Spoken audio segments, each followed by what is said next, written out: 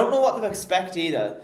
Because as I said earlier, the UK, US governments, whatever, I mean, it's so hard for employers to hire full-time employees, so it's more likely you should become a freelancer. Like, it's more likely it's going to happen, what I did. And they've made it Yeah. so earnings in a job are extremely capped as well, not just as harder for employers to hire because all the costs to it. So, It's like it's the want the cake and the want to eat it too. It's basically the vibe I get from all of this. so here's discussion point also. Should fintech platforms be building purpose-made lending products for the gig economy, and why hasn't anyone cracked this yet? So I've actually seen a bunch of platforms start to go into that area. I don't remember the exact names, but well, Stripe and PayPal actually started doing this. So I got an offer from Stripe a couple of weeks ago. They just said, "Oh, want to borrow some money?"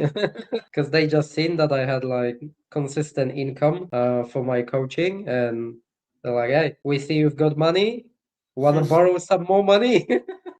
So these platforms are actually starting to doing that. The rates are absolutely horrific. That's the downside of it. Yeah. But they starting to crack. I think they see the gap, right? It's like, hey, nobody wants to give these guys money. We'll do it.